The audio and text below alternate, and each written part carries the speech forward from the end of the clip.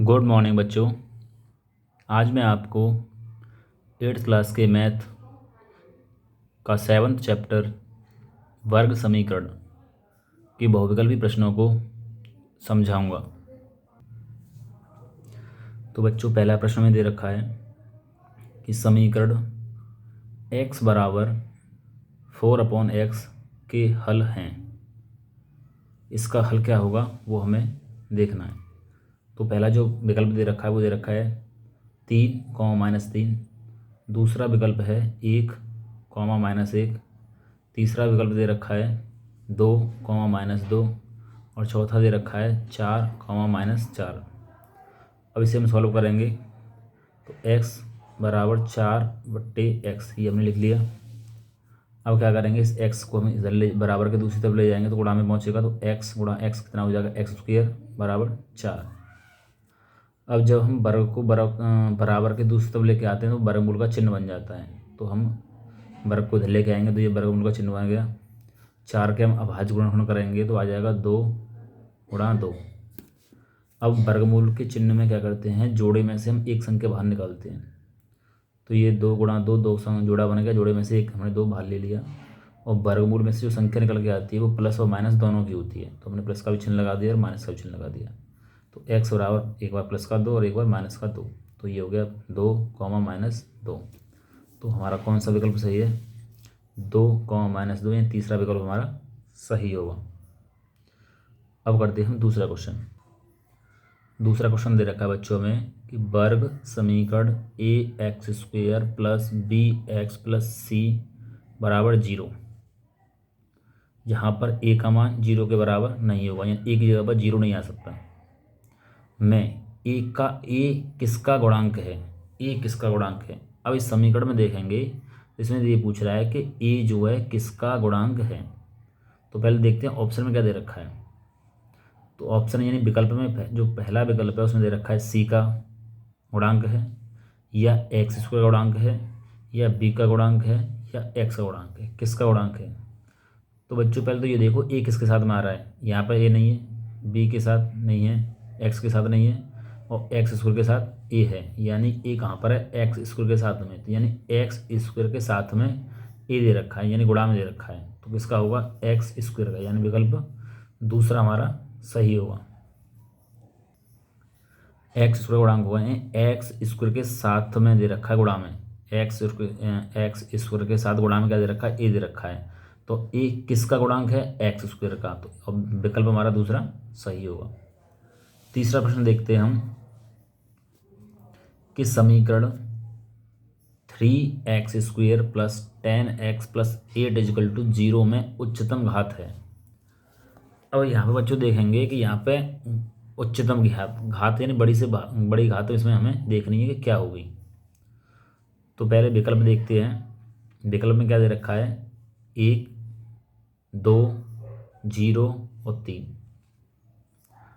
अब इसमें x की घात ऊपर कुछ नहीं है तो 1 मानते हैं, तो इससे 1 हो गई। और यहाँ पे x की घात दे रखी है 2, तो यहाँ 1 और यहाँ पे 2। तो दोनों में कौन सा बड़ा होगा, कौन सी उच्चतम यानी कौन सी बड़ी होगी। उच्चतम का मतलब होता है बड़ी। बड़ी घात क्या है, बड़ी घात क्या है, यहाँ पे 2, यहाँ पे 1 है, यहाँ पे 2 है, तो बड़ी घात है 2। तो ऑप्शन क्या होगा, दूसरा सही हो जाएगा, विकल्प दूसरा सही यानी 2। तीसरे सवाल हमें दे रखा है कि समीकरण 5x² - 7x - 6 = 0 के हल हैं। यानी इसको हम हल करेंगे तो जो कितना आएगा।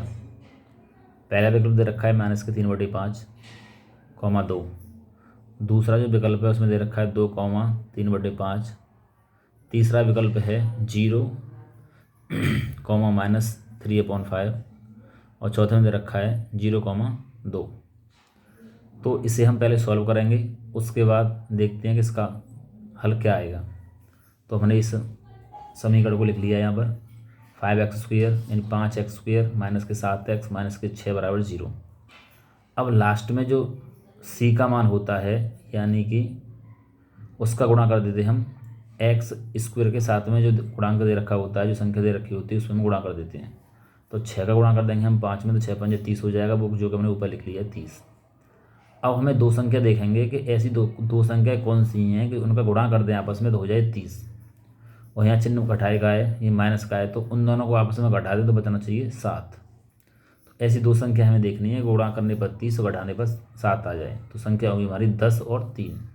10 का 3 गुणा कर देंगे तो कितना हो जाएगा, 10 3 है 30, और 10 में से 3 को हम घटा देंगे तो बचेगा माइनस के 7, चूँकि माइनस के 10 हैं और प्लस के 3 हैं, तो 10 में से हम 3 को घटा देंगे तो माइनस के 7। तो हमने इसकी जगह लिख दिया माइनस के 10x और प्लस के 3x, माइनस के 6 और 5x², ये वही है।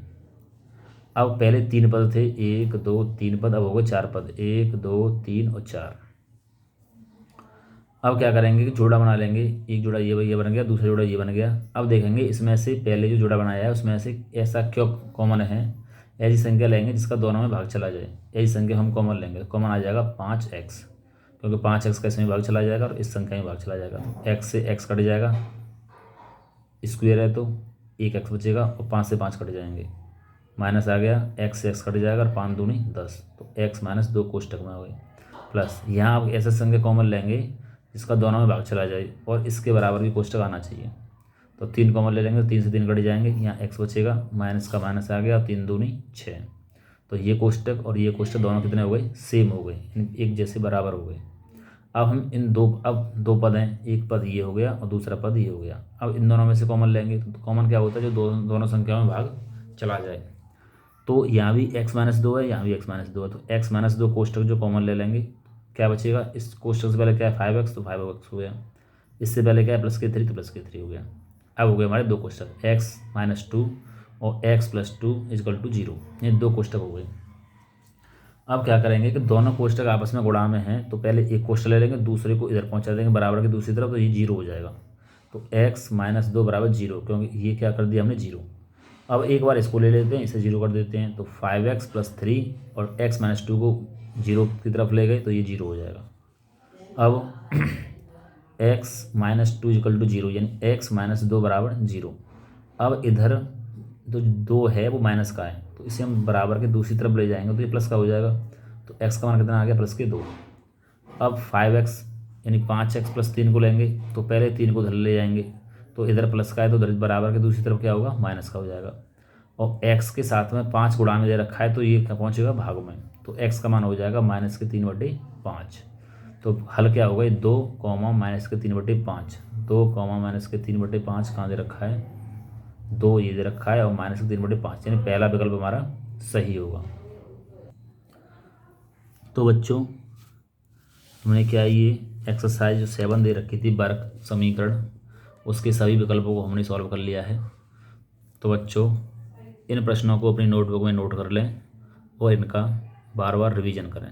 ओके बच्चों, धन्यवाद।